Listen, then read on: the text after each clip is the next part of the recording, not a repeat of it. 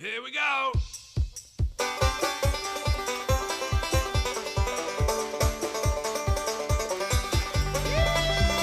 Lisa Cairns, Stallstown, Pennsylvania, and I'm a homestead homie. And I'm watching Off Grid with Doug and Stacy.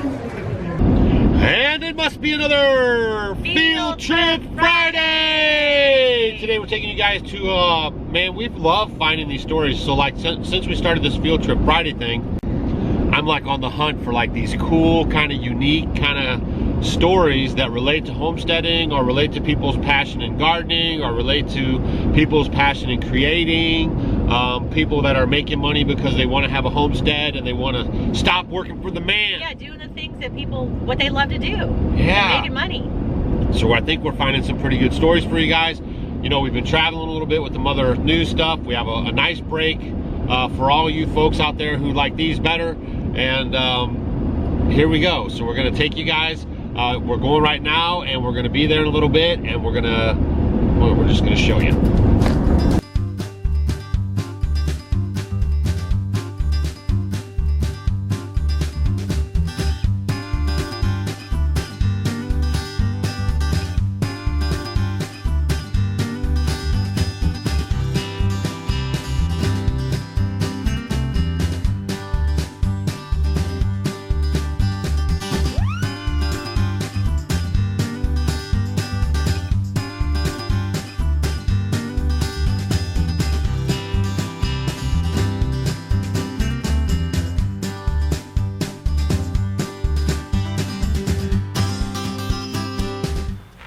All right, hopefully you guys like that aerial footage of Tower Grove Park. We're in one of the parks in St. Louis, Missouri. It's very paths and a lot of forestry, a lot of flowers, a lot of pavilions. Great place to hang out with your family and friends, especially during the daytime. You know what we need, right? Yes. But today we're hanging out with Marsha. She's from Backdoor Harvest. I was almost going to say Backyard Harvest. That's why I slowed down a little bit. Yeah. So it's Backdoor Harvest, and man, what a story this is. We found her just kind of looking around the internet, and so we're going to tell you guys about her story right now and throughout this video.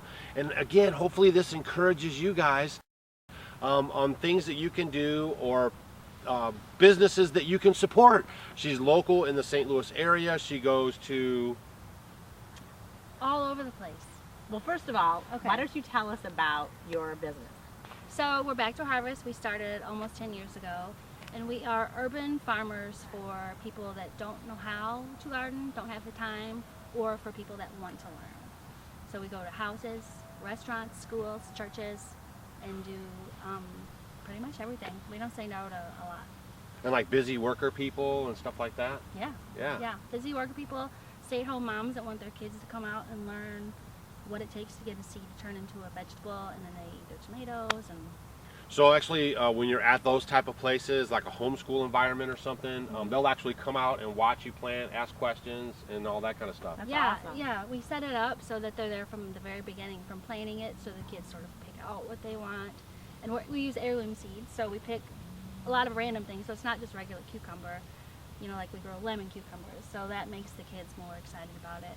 So they're there from the planning, and then they come, we have set time every week that we go, so that they're always there and they always make sure they see us. Oh, perfect. It's a great program. And because a lot of people are still doing the corporate thing and they're busy all the time, this is a great opportunity for them because they still value where their food comes and what they're putting into their bodies. They just don't have the time to do it, and they just haven't made that commitment. Kind of like me and Stacy with milking goats and sheep and cows on our property. We're just not ready to make that commitment.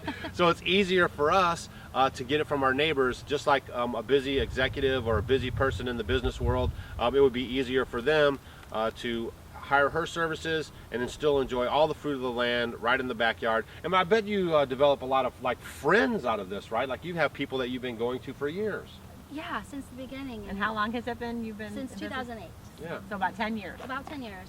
And it's well, gardening in itself is very community-based, I feel like. Like you're speaking to almost kindred spirits, whether or not they know what they're doing, they want to know, so it's sort of like speaking your language.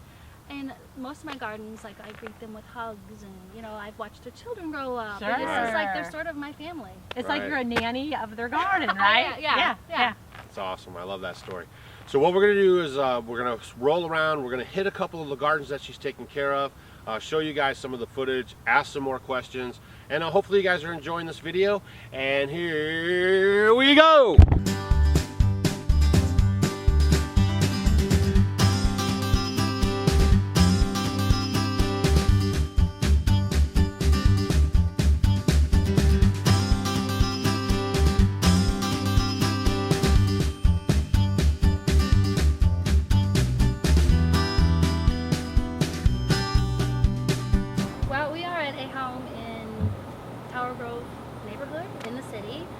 Nice big brownstone houses that have been revitalized to single-family homes, and this is the backyard garden that we have. This is typical of what we have in the city environments, sort of raised beds.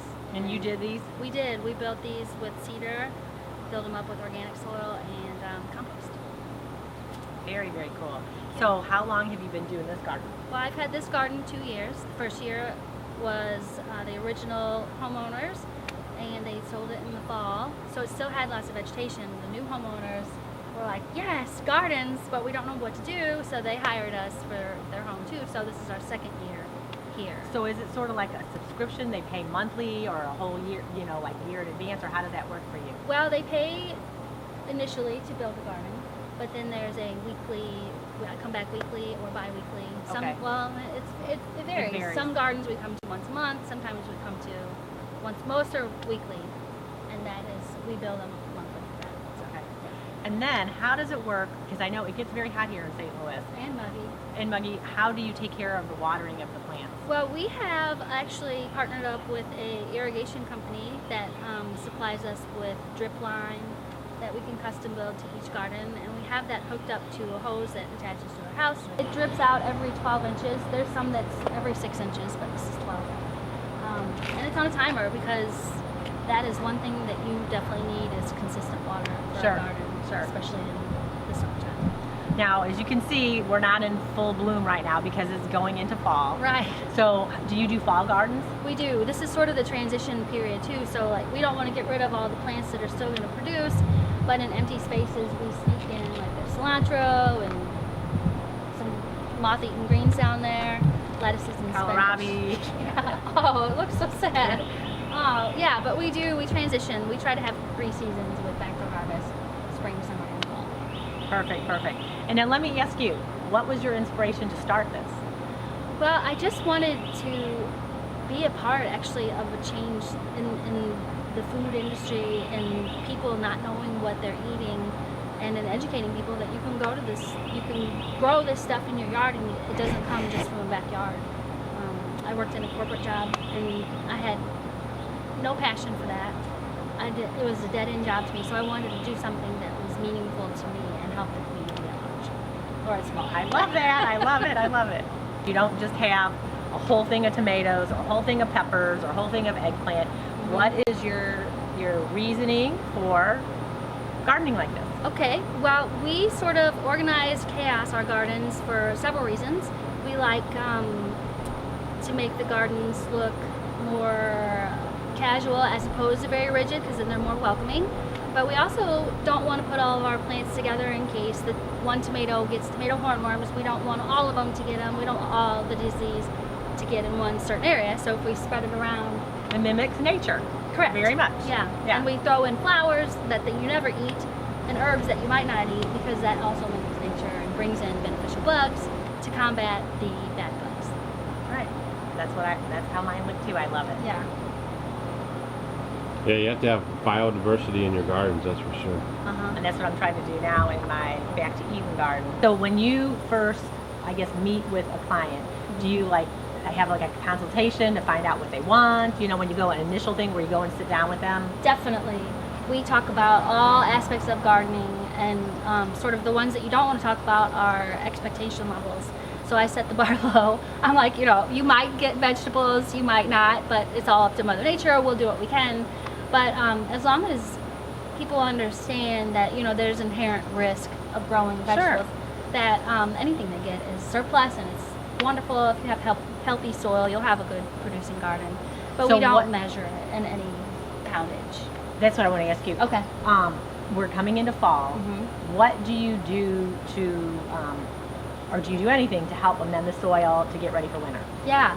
So we let the plants grow as long as possible. We practice a lot of chop and drop methods. So when I cut back plants or even pull non-seed weeds, we just put them on the ground so that the nutrients leach back into the ground. But we had a gentleman that worked for us for a little while that came up with a secret mix of vitamins and minerals to add to the soil, like lime and all kinds of things, bone meal. So we dress that into the garden, and we also add. Can you tell us your secret mix? No. I'll share with you. Okay. So we do that, and then we just add. We always add compost to the gardens. Even during the season, we add compost tea. We bring in all kinds of stuff just to give it all the healthy, natural nutrients that they need. So going into fall, then let it set, and then in springtime. In springtime, we wake it back up. We're a no-till company, so we don't get into the soil so much as just like the first couple inches. We scrape it up, wake it up, plant it, and then it's ready to go for Scrape it up and wake it up, right? I like it, I like it, yeah. Yeah. So we keep it simple.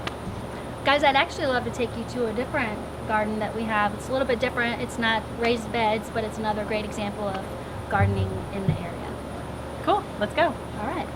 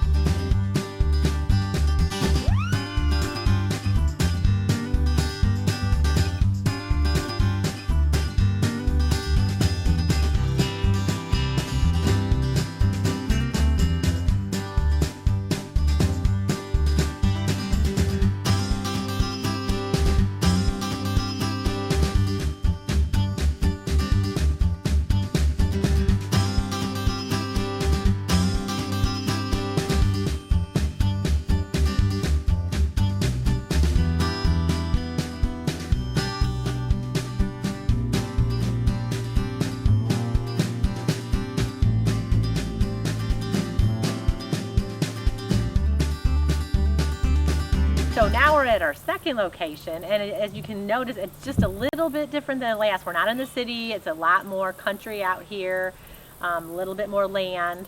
So showing the diversity that you get to work with, right? Yes. And then it's kind of neat because as an artist, you can really come up with a lot of neat different ideas for different places that you go. There's a lot of flexibility in gardens, and especially when you have open spaces like this, you can basically do anything. And this one, I mean, this was a nice fluid design of a garden that has sort of grown as we've grown with it. It's been here for about 7 years, and every year it's different. Oh, because it is. you can make it different every year, because that's the beauty of it. Well, let me ask you, like, how did you come up with this idea to go and go to different people's places and start your business? Just give me like the beginning, way back when. What were you doing? What was happening? Let us know. Okay, so I worked a lot of retail jobs. My last real job was at a bank. I was working 9 to 5, just chugging away, feeling like I wasn't contributing, and I knew that I needed to make a change. My business partner, Melissa, thought that she could take her brains and my brains of growing and make a thriving business. And I was like, no, it's not going to work. There's no way people are going to pay me in a garden. I didn't think that was a thing because I just grew up with it. But we put our heads together. We called a lot of companies that were sort of doing similar things, talked to a lot of farmers. And So you did your research. Researched the heck out of it, because we knew that we wanted to do it the right way. We wanted to use no chemicals. We wanted to do an heirloom company so that we were growing true food.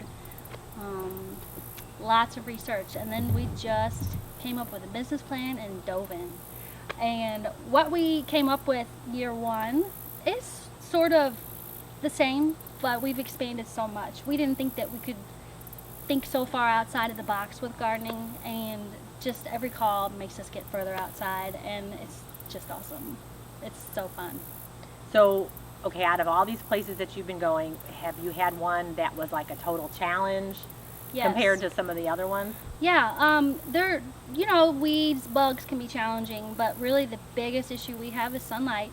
There are some people that want gardens so bad. When we have consultations with them, and we assess the area that they're looking at, and some of them just won't thrive because they're too shady, but people want to try anyway, and that's really The hardest one for you? Mostly because I don't want to have a failing garden for them. I want them to be positive about it.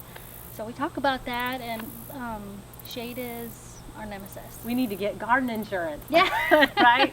That would be awesome. State Farm. Yeah, that's right. That's cool. Well, why don't you kind of give us a little tour of this garden here, how you have it all set up? Okay, so this garden is sort of set up with a country feel. You walk through the arbor and there's a natural path. It's set up side by side so things can change year to year, season to season. Standard variety vegetables, but we also have incorporated fruits in here. So there's, back in the back, there's berries, blackberries and raspberries. She grows roses for rose hips. It's just really, the world is her oyster with all this. There's a lot of dead cucumber plants over there. Right, That's everything cool. is- That's but that's how it goes. That's the beauty of gardening. Things die and you take them out and replace them. And then I see you have the irrigation system in here too. Yeah, every one of our gardens has the irrigation system. It's a necessary thing because people aren't in their gardens a lot, so we need to take that away from them so that it's successful. It's on a timer. Cool. Yeah. Our fall crops are coming in. Yep, the kale and the... Less eaten by bugs, which is interesting. Yeah, they look great. Yeah. So the bugs This is a do fun love garden. it. Now, as you were telling me before, all these gardens have different challenges, right? Yes. Like the last one we were in the city, and then maybe you're going to have more pests and bugs and things like that. And as I can look over here, I can see the whole top of the tomato plant's been chopped off, so there must be a lot of deer around here. There are a lot of deer here, yeah. It is an interesting challenge. You can't really do anything for squirrel unless you build a complete enclosure. Out here, with deer, there are different things you can do. We used to set up a perimeter with electric wire, solar powered, and if the deer touched it, then it would zap them and keep them away. But that's, obviously it's not up this year. They have German Shepherds, but not every garden can have German Shepherds. Everybody needs to have a dog around, right? Yeah, it's just a struggle, you know. We plant things that try to deter deer, but they get in. It's inevitable. But that one's eaten. But there's still tomatoes on it. There's still tomatoes. Yeah.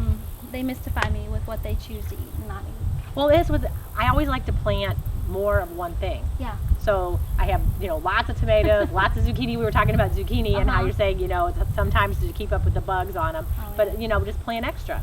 We need insurance, right? That's our insurance. I tell everybody that for squirrels. They're like, what do we do about the squirrels? I'm like, just plant more. Yeah. They'll give you some. I agree with you. Yeah.